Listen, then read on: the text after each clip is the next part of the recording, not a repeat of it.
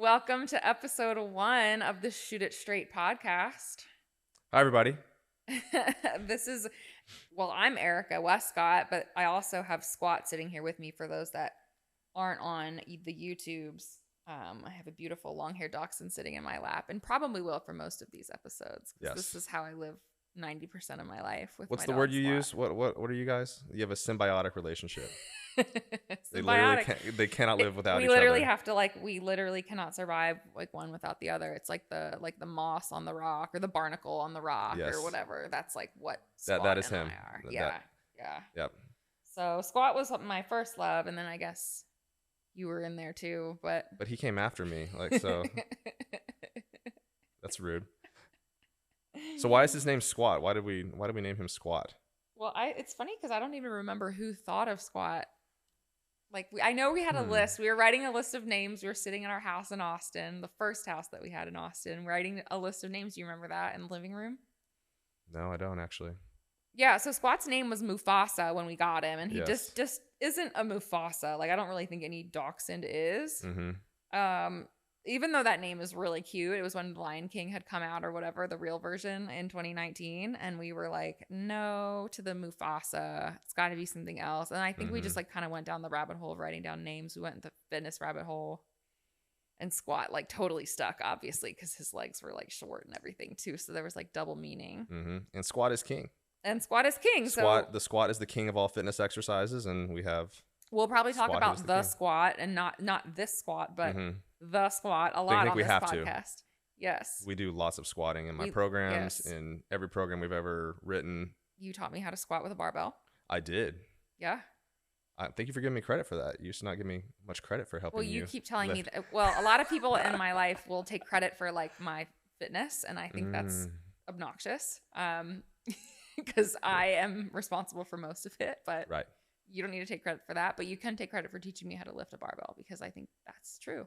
But when I was teaching Erika how to squat, we were doing the low bar back squat, and you got to be a pretty hardcore fitness person to know the difference that there are different versions of a barbell squat, even Yes. putting it on your back. I mean, let alone Yes. going into the front squat, the overhead squat, go on and on, but there's different back squats. It's wild to think about that. I still feel new. I really still feel new. I've been lifting the barbell now for 5 full years, consistently, literally. And by consistently, I just mean every single week for 5 years. But 5 years really isn't that long if you think about it. But I've made a lot of progress thanks to you, but also thanks to just To you and putting in the work. to me putting in the work. Yeah. So 5 years doing that. Tell us about Erika before the barbell back squat and before you met me and now. Yeah, so I grew up in Maryland, born and raised in a small town, made my way to Washington, D.C., where I spent the greater part of my adult life. Was in the accounting and finance world professionally for a while, but then, entered the fitness industry and have been doing that ever since. I coach full-time now, nutrition coaching. I've been doing that for 4 years, working for myself, doing one-on-one nutrition coaching. So I take a holistic approach with my clients, lifestyle, mindset, macro-based approach, which we'll talk about. But really it's a little more than just giving people, ideas of things to eat. I take things from a very holistic perspective. And I think that my background in the finance and the accounting in the corporate world actually translates a lot to my clients because I have a lot of different odd jobs that I'm sure we'll talk about. But I've been in a lot of people's shoes in terms of where they're at. And I think that's the sort of flavor that I add to my coaching and to my clients, and just kind of being relatable and helping them sort of get through that whole just lifestyle change, if you will. So yeah, you and I met in 2018 in Washington, D.C. And then we've since traveled / lived. I'd heard about you before that. You had a very big reputation at this gym we were both members at. It was like the mighty Erika Elko. That was your viewpoint. No, that's what other people said about you. I'd never met you before. It's just because I'm loud. And they were like, well, if you go do this competition, we were at this gym. I'll give a shout out to Elevate Interval Fitness. That's where we met in Washington, D.C. And they would do these challenges on the weekends and things like that. And, it wasn't, if Erika wasn't there, it was the winner, actually the winner. No offense to the girls who won, because you guys are also badass, but There were some badass people. There at were that some gym, badass and people, still are. and still are, right? And they're competing like this week, so like they're awesome. But yeah, it's like the aura of like Erika Elko is this super badass. I feel very retired right now from all of that. Even though it's been like a year. It's been an actual like the anniversary of my last High Rocks was a year ago of doing the it was already that long the ago? American. What was it? American Championships in Chicago. So in Chicago, which I think I did top 8, top 7 or something last year. I right now probably couldn't run too much more than a couple miles. Fast. I bet you could if you wanted to. I could go out and run, but like it would be pretty slow. I really haven't been doing a lot of conditioning since we've been here in Tulsa. But anyway, yeah, I did a lot of competition in my 20s. I took fitness pretty seriously. I guess like I was pretty good at running, so I kept doing that. Took things like from, I can run like a pretty fast 5K to a 10K, and like, half marathon kind of became my race of choice. Very hard and fast and short compared to like longer distance marathons. Did 5 of those. Did a lot of that. Then got into triathlon, Ironman. Like literally was like the endurance. You're just your typical endurance junkie, I guess. Was obsessed with it. That's what I did like every single weekend, whether it was training or traveling to compete, whatever. And I had a lot of fun with it. I learned a lot. I got to travel and do that all the time. Like I really just like my 20s, I like lived my best life truly with all of that stuff. We met when you were like 29. And when I was 29, I feel like I was like slowing down. I had a lot of health stuff go on the year before I met you. Literally the year before I met you was not a good health year for me. And it was also a perspective shift for me. That year was, I have Crohn's. I've had it since I was 11, and I slowed down a lot because I had to, and it was like a really rude identity crisis, rude awakening moment for me. And I think everybody I think goes through that, or a lot of people do in a different way. Whether it's you're going through a divorce, or you've lost a job that you thought was guaranteed, or whatever. People have like these experiences that really like shake them, and this one was mine, where I thought like I was invincible literally up until I was like 27, 28 years old, and then I was like, oh, actually I'm not immortal. Cool. I actually can like really bad things can happen to me, and health is everything. Right. Shed a lot of friends that year, not because I was sick, but because like I just got really clear on like what mattered the most, I guess. And so anyway, then when you and I met, it was like I kind of felt like a new version of me was created in some ways. Like there was definitely a still fiery version of me in there that will always exist and never go away. But then there was also a person in there that was like, I actually want to like slow down. I actually want to be open to like having a relationship. I actually want to like be close with somebody. Maybe. I was that lucky guy. Yeah, well, I started to date a bunch of other people like all at once. Oh, yes. But then it happened like so that didn't last very long. Like everything happened like so quickly when I met you, and then that was like kind of it. We had a really fun summer. We spent like literally like every single day together for months on end. You would text me things like "Good morning." I was a sweet guy. You were a sweet guy when I was turning it on. Yeah. But you did. Good. Yeah. Now it's like, did you drink all the coffee? Anyway, there is no good mornings. Like, is there any coffee left? Fast forward, we've been together for 5 years this April-ish. Like we've known each other, I should say, for 5 years, like now this month, which is kind of, again, that's really crazy. But yeah, we've lived all over the country together. We've been in Austin. We've been in Florida. We'll talk all about that. But now we're here in Tulsa, Oklahoma, married. So yeah, that's my hometown. In your hometown. Tell us about your hometown and your life. Yeah, so we are recording this podcast in Tulsa, Oklahoma. Yeah. I was born and raised here. Lived here all the way until 2015 from birth. Attended Oklahoma State University, which you are excited to go see some football games. Oh, Oklahoma State. There you go. Good. Got to get state in there. Go Pokes. Exactly. Grew up, started lifting weights. So I guess that's when I could say like my weight, since this is a fitness podcast, that's when like my fitness life started. I was about 14 years old, took some weightlifting classes. There was like, I guess it was weightlifting class in high school. It was like in 9th grade. It was really cool, like in a dungeon gym. Well, you went to a really cool, like big high school. Yeah, which is like the thing around here. Every high school is big around here. I mean, we're out in Catoosa, but I mean, Union, Jinx, Bixby, they're all huge. Yeah. Like that was just the thing. So I didn't really know any different than, that there's people like you that, graduated with like 80 people, and I graduated with like 900. 200 people. Okay, 200. Okay. but still a lot smaller than your school. A little bit smaller. But so I started lifting weights. I mean, I'm 36. That was like 22 years ago. I started lifting weights, and you know, I was pre like cell phones, internet.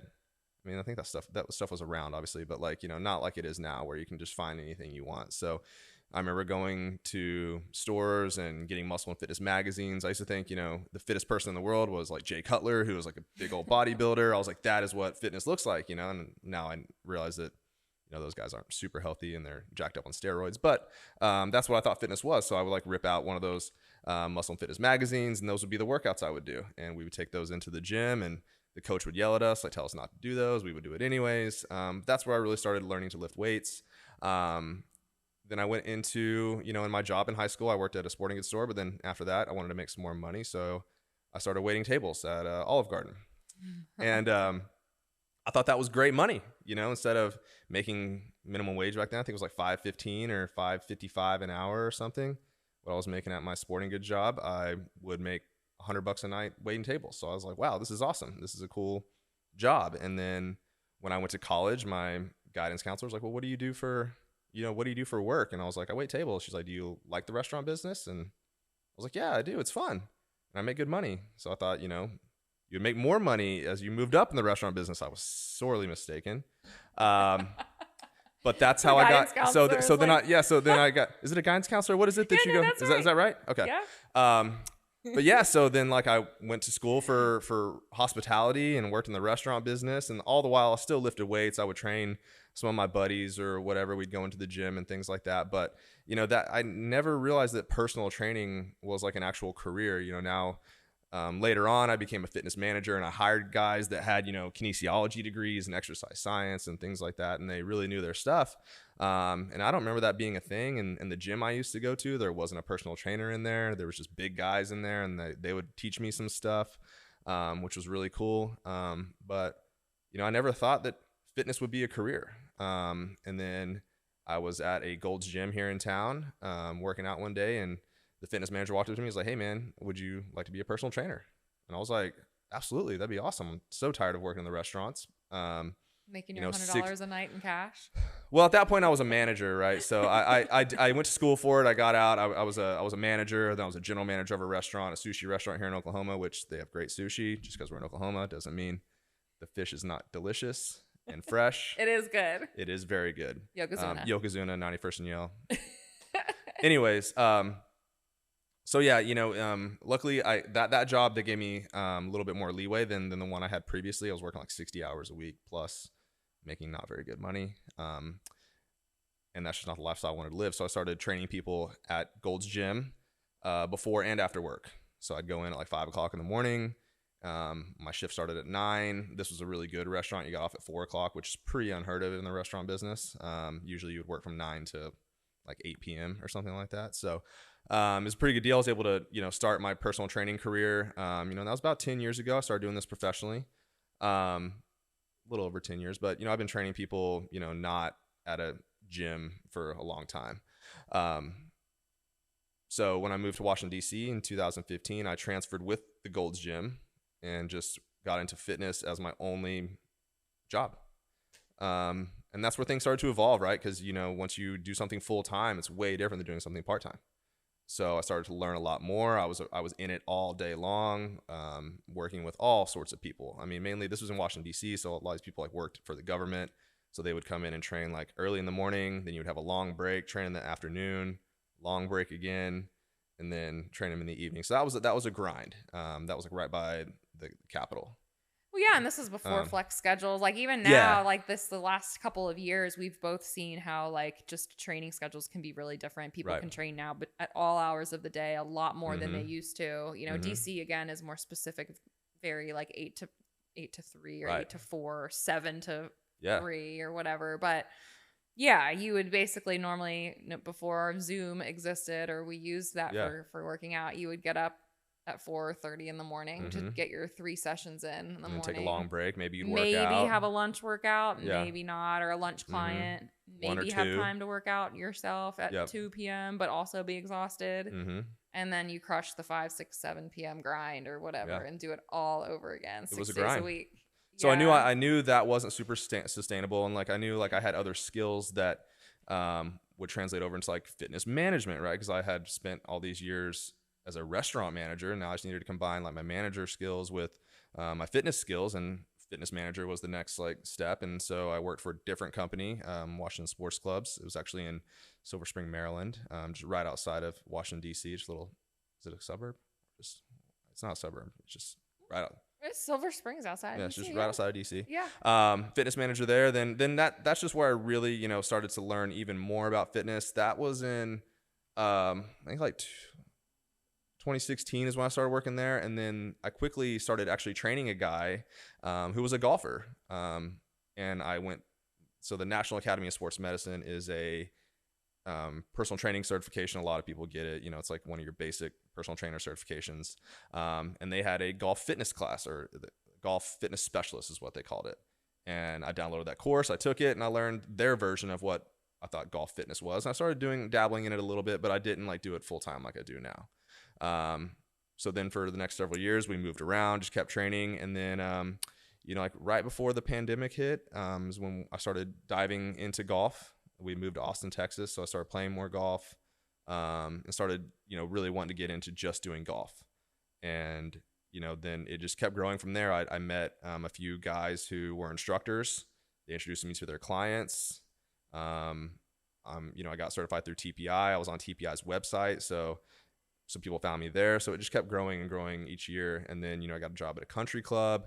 And then I got a job down at Joey D Golf in Jupiter, Florida. And the golf fitness business has just boomed.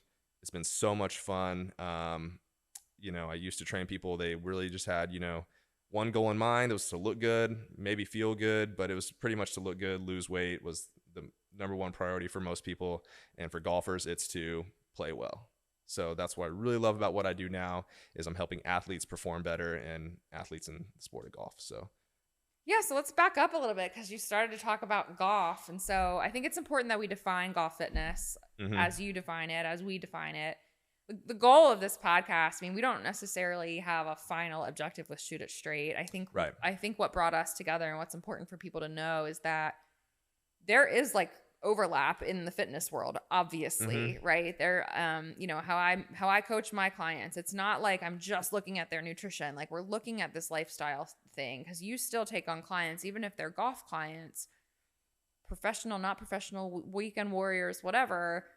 These people still have lives and goals and stress, and, you know, how they're sleeping at night, and like all these things that affect their golf game. It's like a lot more than just like, okay, well, let's be robots and go to the gym and go lift weights and you're going to be better. I think what makes us both stand out as coaches is that there is more to it than like just, this is my goal, I want to hit the ball further, or, you know, this is my goal, I want to lose 10 pounds so I can walk the course better, or or walk the full 18 instead of like having to sit in the cart all day, or whatever somebody's goal is. It's important to know that there's a lot more to it than just what maybe meets the eye. And I think like what this podcast will add value is that we're going to be able to, you know, hopefully articulate some of these points and some of the stuff that's out there in the fitness industry and the health industry and the golf fitness industry as a whole is like, it's muddy. And I think there's just some long form conversations that need to be had about some stuff. And hopefully like our goal is to just help educate people, obviously, on like, you know, what their problems are and what's confusing out there and how we can help them, because we've both coached literally thousands of people combined at this point. And again, at all different fitness levels, either from a like professional, really competitive realm all the way down to somebody who maybe is brand new. And I think like there is still there's not a lot of differences between those people. Like we're all living human beings that have families and jobs and whatever. And so, you know, the whole Shoot It Straight is like, yeah, it's totally golf fitness related, but it's also about your overall health and fitness too. And I think we want to just kind of help people see through the muddy waters that is the fitness industry. Absolutely. Yeah. So let's talk about golf fitness. What is it? I think it's, you know, what golf fitness is a fitness program that helps you play the sport of golf better. It's also to help you live your life better is how I feel, right? Like that's what we just talked about. It's like, it's not just strictly for golf, because We want to be able to live outside of golf. We want to be able to play with our kids. We want to play with our dog. We want to live our lives to the fullest as well. But golfers, it's a unique game. It requires mobility, strength, and power to play the ball or to play the game for a long time, hit the ball far, and to be pain-free. Unfortunately, it's not football, right, where you can go get hurt pretty quickly. But golfers do suffer some injuries, so we make them stronger, make them more mobile and more powerful, just to help them, keep playing the sport that they love for a long time. And that's really what my goal is. I don't train just like high-level golfers. Granted, I do have some that are pretty damn good that you're going to see on a Sunday leaderboard one day, but I train people from all walks of life. I mean, I got guys in their 80s. We got people all the way down to, I think I train a 9-year-old right now. I think he's 8 or 9. So they come from all different backgrounds, different skill levels. But yeah, we're just trying to make them a better human, a better athlete, and a better golfer, just through proper programming and instruction. Yeah, so like how does your programming differ though, like compared to when you were doing just more Gen Pop at Golds or at Washington Sports Club? Like, I think one thing I see in your coaching is you're still squatting heavy, lifting heavy, deadlifting, with the majority of your clients who don't have contraindications not to do so. But what are the differences, if any? Like, where are you focusing more on? Is it the swing? Is it mobility? Like, where are you finding that your programming is different compared to what you were doing before? Absolutely. So I definitely think it's different planes of motion, right? Like we're trying to get the golfer to move a little differently than a normal person needs to, right? So we definitely still, like, every person needs to be mobile. They definitely need to be strong. And power is like one, like, maybe like your normal person doesn't quite need to be like super powerful. Unless they're going to fight off a bear or something like that, but like they don't need to have tons of power.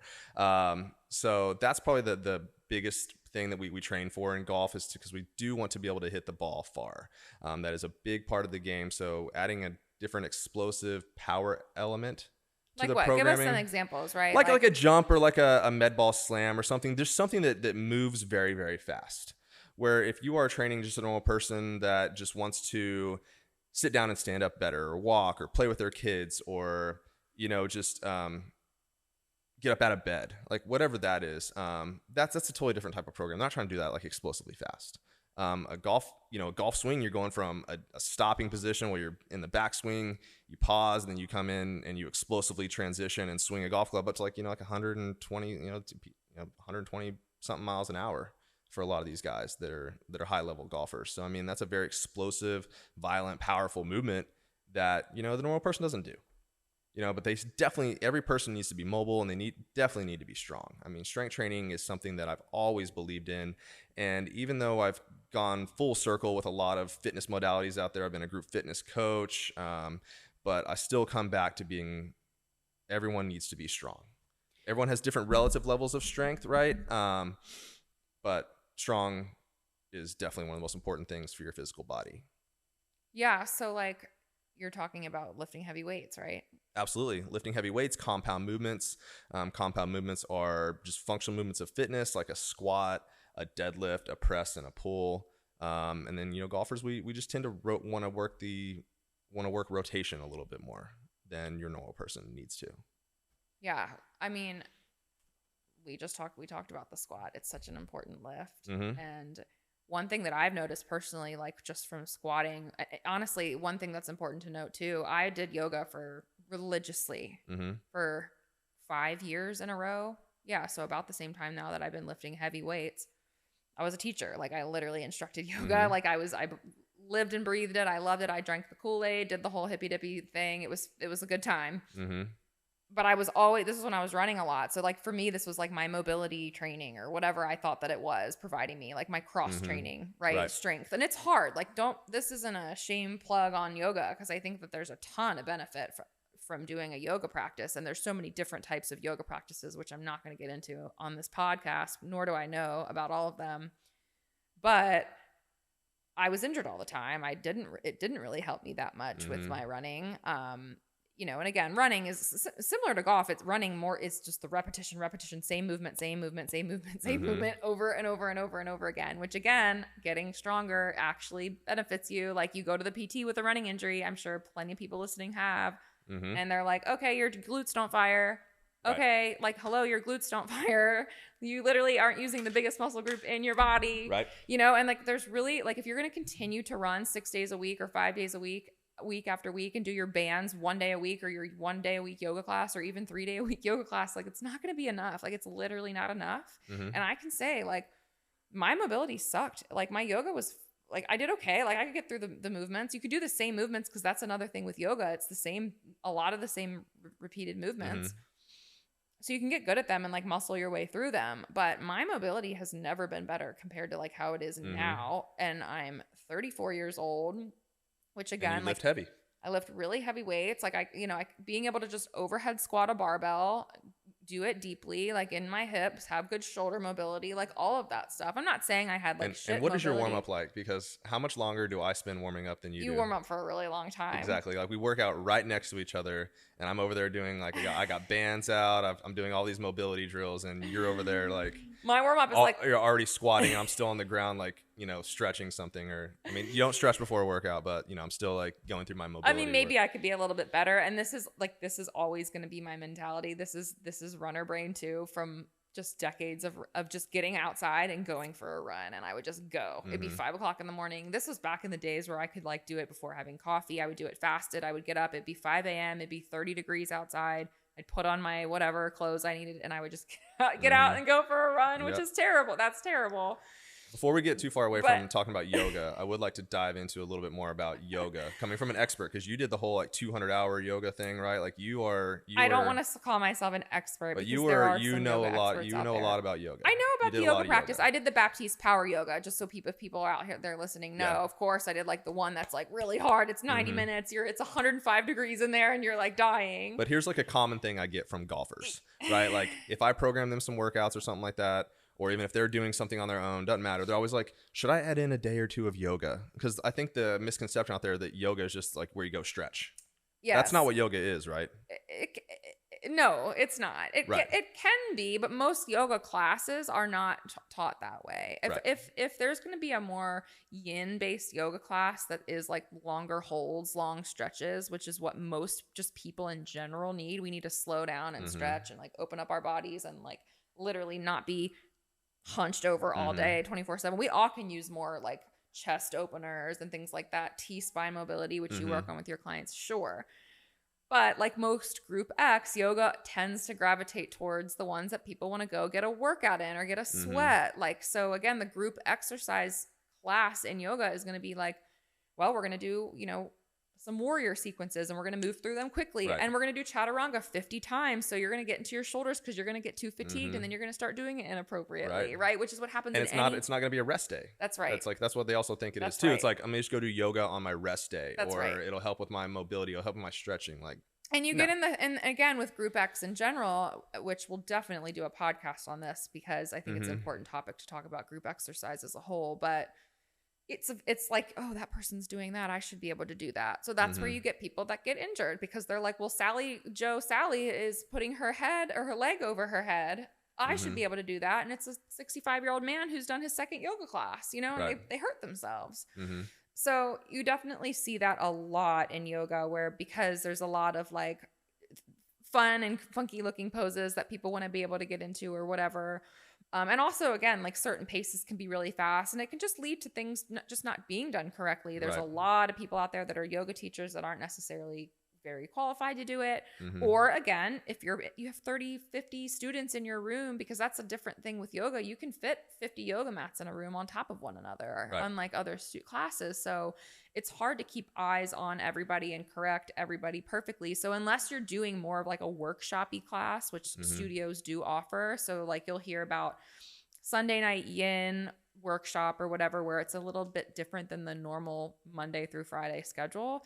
Maybe hit that up, because that can be really, or something called restorative yoga. There's definitely that, where you see like, sometimes it's only like full of a bunch of like seniors in the class, but like, that's probably what most of those people actually really need to go do. Right.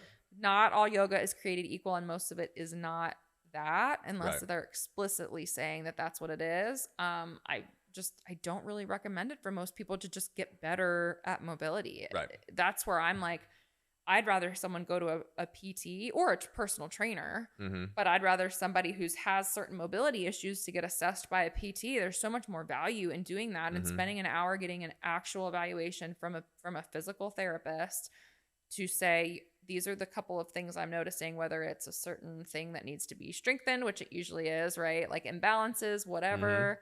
Then you have this prescription or this, at least a diagnosis of the things that you need to work on and strengthen that you can then take to your personal trainer or you or whatever, right? That's like, oh, my glutes don't fire or, the backs of my shoulders are super for golfers, weak. my hips don't rotate. And right. So then now we have a specific thing that we're working on, because if you're just going to go to yoga class, then you're just going to get what you get. Right. You're going to get what you get. It's like going to a restaurant and not being able to order what you want. You're just going to be like, well, this is what I get, I guess. And I feel good. I got warmed up. I got sweaty, but like, what the fuck did that do for you?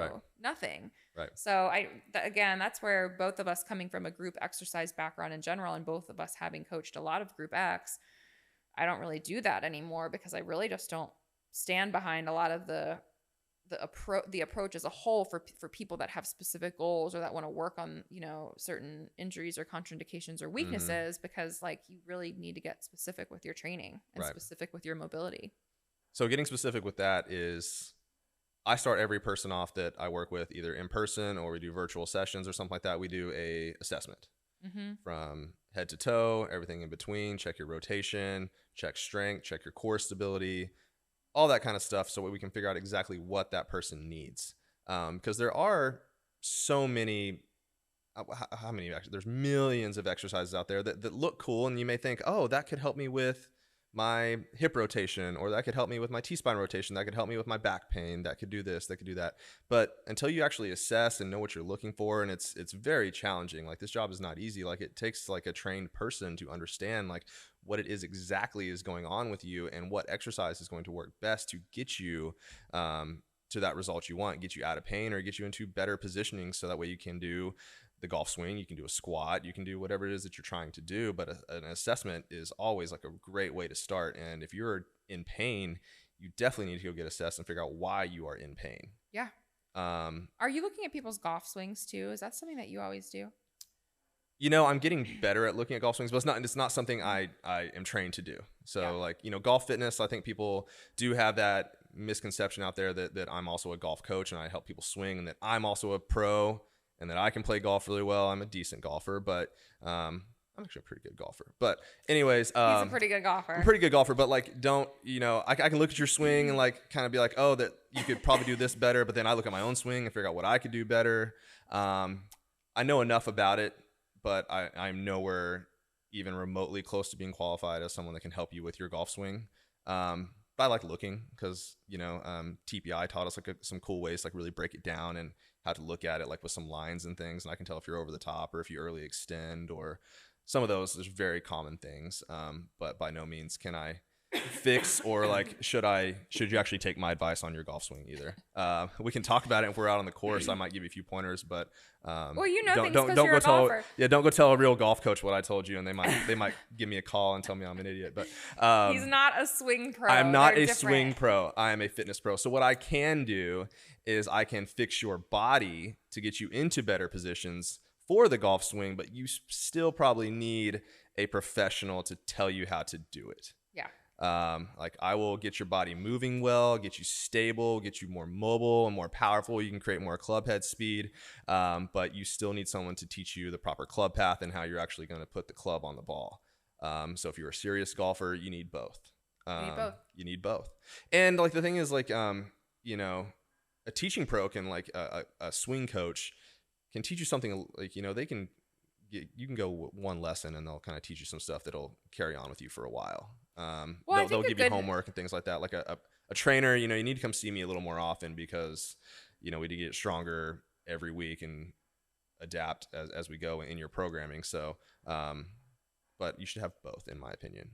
Well, I totally agree. And I think this, like, the story that comes up is when I started golfing, which was over the pandemic when we were in Austin. I took a lot of lessons. And I remember just with different coaches that I had or took on, there were certain things that they had me do that were challenging. And It actually caused pain. that actually caused like a little bit of pain. Like my lower back would kind of like feel tweaky, which like I know I really don't have a lot of, like I just said, I haven't had an injury in years with related to exercise, unless it's something acute, but nothing like I'm like, oh, my back, oh, I've got nothing going on.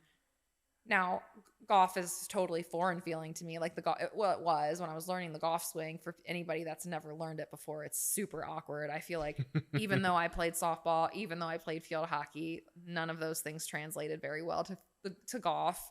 She actually started out when we first started dating. We'd go to the driving range and she would swing left-handed. I swung left-handed because that's how I swing a bat, and that's how I swung a bat for 12 years. I still think that I might be able to swing a golf club left. I mean, you could hit the ball. I can make contact. Yeah, it was good.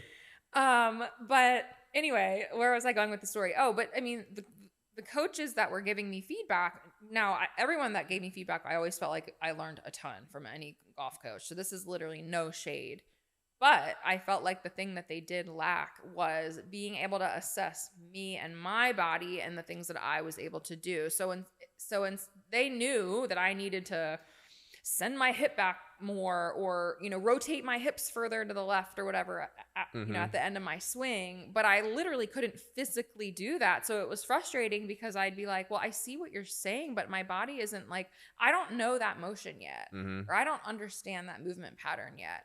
And a lot of them would be like, drill it out, like get it into your CNS, like get your central nervous system to understand what the movement is. But I think that's also where a golf fitness coach can be really helpful, because that's where you come in and are like, oh, it's because you're not strong here. And again, this is where you can articulate so much better. But like, there were just certain things where I feel like the pros or the golf swing coaches didn't necessarily know how to articulate that kind of side of it, where, well, I just know that you need to do this more. And it's like, well, fuck, why aren't I doing that more? Right. Tell me why. Tell me what's strong or weak or what I'm not firing. And like, that's where the two kind of blend together. That's where you make a good team. And I do remember that. So, and when I went to the same swing coach, and, I had brought him my stick mobility sticks, and like, here, let's work on some stuff, for your clients. Cause he came and I went and told him, I was like, hey, Erika came home with back pain. Like, what was going on? Like, cause, in my mind, I'm like, wow, I was like, if she's coming home with back pain and she's like one of the fittest people that are going to walk through this door, like, how's everyone else leave? And that was my question to him. And he was like, yeah, a lot of people do end up with back pain. And I was like, we should probably work on that. And your thing was, you were a very like, predominantly, you were a runner, you were an endurance athlete, you're an athlete that moves up and down. You don't do a lot of rotation, right? You don't do a lot of that in the transverse plane, as we call it. Like, so that was very foreign to you. So like with anything in fitness, you want to make sure that you are progressing it slowly. So you take it 0 to 100. It's like, hey, you're a fit, you are mobile. Yeah. You don't rotate that, you didn't rotate that well, or, you had certain movements that needed to be learned. So there should have been more of a progression to those. Yeah. Cause just like with anything, like, I think the best way to avoid injuries, right, is just taking things slow. And a lot of people don't want to take it that slow, and I have to pull them back. I had an athlete in our garage what was it? Today, Friday? So yesterday, I had an athlete in the garage. I was like, hey, he hadn't lifted weights in a long time. We were doing a deadlift. He has a history of back pain, but he's fine right now. And it was our first like four, I think it was our third or fourth session we've worked together. And I mean, he's a big, strong guy. He was a hockey player, really good golfer. Like, he could easily, if you gave him $1 million, he could probably deadlift 400 pounds right now. Right. But the other day I had him deadlifting 65 pounds. Then we worked up to 115 pounds. He was ripping it off the floor. I mean, he could easily do more, but I was like, hey, you're not going to like to hear this, but we're going to slow that down. I know you're stronger than this, but we're going to progress this slow because you have a history of back pain. Yeah. Like, I want to progress it slow. So to circle back to when you were getting your golf lesson, I think there should have been a progression, right? Instead of just trying to jam you into that position that he wanted you to get into, he could have taken it a little bit slower and let your body adapt to what was happening. Totally. Just like we do with strength training, right? Yep. Like, you don't have back pain. I don't have back pain. I don't have any injuries. I mean, the only injury I've ever really had is plantar fasciitis from running. And I ran slow, and she used to tell me I run like an elephant because I was so loud. I was stomping my feet. But anyways, you gave yourself plantar fasciitis. I gave myself plantar fasciitis, and it really sucks. If you've had it, you feel my pain. It is bad. It really sucks. But anyways, and I still like it's I think I'm gonna have it forever. But like I deal with it, and like it's not so bad anymore. But if I go out there, if I went and ran a mile right now, I'd probably have it. But anyways, and like, so my point is like that if you progress something very slow, you give your body time to adapt, squat, deadlift, anything, it's going to strengthen up your core. It's going to strengthen up your hips. It's going to get you more mobile, get you stronger and more powerful. And it'll help you stay out of pain, because that is obviously one of the worst things that can happen, right? We don't want to be in pain. Yeah. It's really not going to help your golf game or your life. So progressing things slow. And if you are just getting into it, golf swing, exercise, like pull the reins back on yourself. You've got a long life to live. You know, you don't need to deadlift 400 pounds today. Yeah. I think that's a really good way to like kind of close out today, is like, and that's one of our big philosophies, is to stay patient. And I think with all of our clients, it's like I encourage people to widen the lens a little bit and remember that we totally overestimate what we can accomplish in like a day or a week, but we underestimate what can happen in like a year, 18 months. Like a lot can happen in that amount of time if we allow ourselves to have that time and to truly be consistent with that. And consistency for me is like the 90% rule. Like I kind of hate the 80-20. I don't think that's good enough. I think 90 plus. And that just means that we're consistent. Like we're sticking to our guns. Maybe like we miss a day here and there, but if we really want to work on something, we're giving ourselves the time and staying focused and patient. Absolutely. And being consistent is the most important thing. And just getting started. I mean, I think there's a lot of people out there that still haven't got into a fitness program this year. I mean, it's middle of February. We're still not in our groove yet. And I think a lot of it is there's just an overwhelming amount of information. It's like, what do I even do? Like, where do I even get started? And if we're going to be consistent, you got to get started first. And if you haven't worked out in a long time, like doing some basic stuff is going to get you so far. You just got to start doing it. I mean, and if you're a beginner, like, and you know, there's a lot of golf specific movements out there, and we'll talk way more about what's golf specific and what is classified as not golf specific, but I can make a case that almost any exercise out there is actually golf specific. But you've just got to get going. And I'll tell on myself here, it's like, it's really easy. Like if you haven't done anything in a long time, like you can do almost anything, and it'll help your fitness and it'll help your golf game as long as you stay consistent. Exactly. Yeah, we'll definitely talk a lot more about programming and people's goals and things like that. But I think we did a good job of defining golf fitness on our first episode of Shoot It Straight. Exactly. I mean, it's not too far from regular fitness, and I think that's what right. I think that's what ends up being out there, is that there's this whole different genre of what golfers need to do and what normal people need to do in general population fitness. It's really not that different, and it shouldn't be, because we're all humans and we all should kind of train like athletes. For sure. Well, you can find us on Instagram, Cody Wescott Golf. And Erika Elko for my nutrition page. Yes. And then, obviously this will be up on YouTube as well. So we want people to hit the subscribe button to make sure that they follow us on the YouTubes. And that'll be on Cody Wescott Golf. Yes. And you definitely want to watch this on YouTube because Squat's there. Yeah, everyone needs to watch the YouTube because of Squat. I think that there's a lot of value add in that. So tons. Well, thanks for listening, everybody, and we will talk to you soon. Thank you.